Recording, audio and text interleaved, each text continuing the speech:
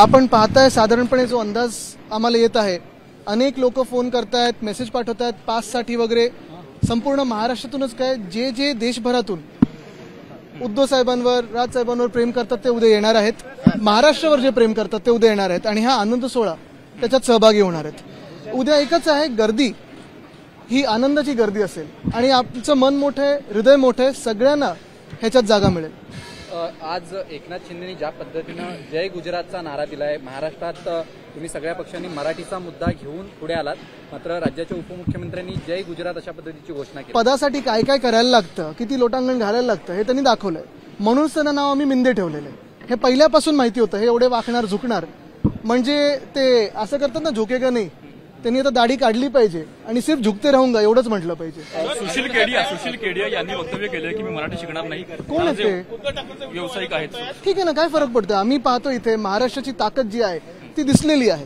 आता हे अशी कोण नावं असतील ते बघून घेतील ते लोक, कारण आता आपण पाहतोय महाराष्ट्रामध्ये महाराष्ट्रापेक्षा मोठा कोणी नाही हे ह्या एकत्र येण्याने दाखवलेलं आहे। बाकी कोण काय बोलत असेल तर त्यांचं बघतील। शिंदेच्या शिवसेनेकडनं, शिंदेची शिवसेना नाहीये, ते अलिबाबा आणि 40 चोर आहेत। सर, उद्धव ठाकरेंचा एक व्हिडिओ व्हायरल करतायत, ते जय गुजराती म्हणतायत, असा एक व्हिडिओ। बरोबर आहे, उद्धव ठाकरे साहेब जे जय गुजरात बोलले होते, जय हिंद जय गुजरात बोलले होते, ते अमित शाह जी यांच्या नॉमिनेशनची रॅली होती, सभा होती, तिथे बोलले होते।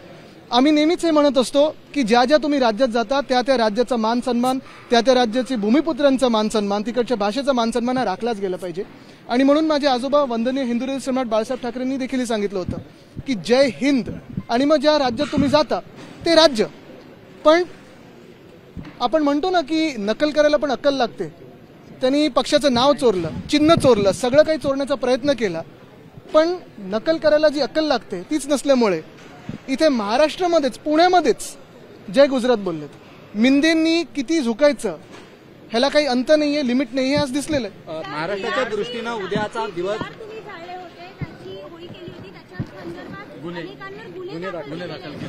हिम्मत असेल तर पकडून दाखवा आता, आणि पुन्हा पुन्हा तो आम्ही GR जाळून दाखवू। जर महाराष्ट्र विरोधी कारवाई हे सरकार करत असेल आणि जे भाजप आहेत, महाराष्ट्र द्वेष्टे भाजप आहेत, जर आमच्या अंगावर आले तर पुन्हा पुन्हा आम्ही असं करतो। महाराष्ट्राच्या दृष्टीनं उद्याचा दिवस अधिक महत्वाचा आहे आणि त्याच अनुषंगानं दोन्ही बंधूंनी फक्त उद्याच्या दिवशी एकत्र नाही तर कायम एकत्रित राहावं अशा पद्धतीच्या कार्यकर्त्यांच्या दोन्ही पक्षांच्या भावना आहेत, नेत्यांच्या आम्ही नेहमीच सांगितलेलं आहे की महाराष्ट्राच्या जे मनात आहे तसंच घडत जाणार। एकटं आणि एकता ह्याच्यात जो फरक आहे ते आता दिसलेला आहे, आणि म्हणून महाराष्ट्राला जर पुढे न्यायचं असेल तर ही जी भावना आहे ही अशीच वाढत जाणार आहे। आदित्यजी, भरपूर काळानंतर दोन्ही नेते एका मंचावरती म्हणजे उद्या मेळाव्या आधीच नेते एकत्र दिसून येत आहेत, या क्षणी काय भावना आहेत? अरे म्हणजे आम्हाला एकत्र येऊन स्टेजचं तर बनवायला लागेल ना, एकत्र काय ते। नौबत यानी जो गुलामी वो करते आए हैं उसी की ये असर है, इसलिए तो हम उनको मिंदे कहते हैं। महाराष्ट्र में अगर देश के गृह मंत्री आते हैं, वो गुजरात के गृह मंत्री की देश के गृह मंत्री है, ये तो उन्हें पता होना चाहिए।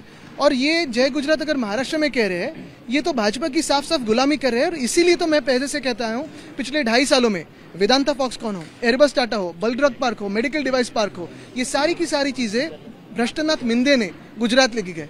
जिस हाईवे से वो सूरत भाग गए थे, उसी हाईवे से ये ऐसे चिल्लाते चिल्लाते जा रहे हैं। यावर मुख्यमंत्री म्हणाले ये एक सामाजिक मूवमेंट है और आप देखते रहेंगे कि ये महाराष्ट्र में जो भावना है उसी को लेकर हम आगे चलेंगे। जय गुजरातच्या मुद्द्यावर मुख्यमंत्री म्हणाले की मराठी ही जी वृत्ती आहे संकुचित वृत्ती आहे, मराठी माणूस हा वैश्विक आहे। बिल्कुल। एबीपी माझा, उघडा डोळे बघा नीट।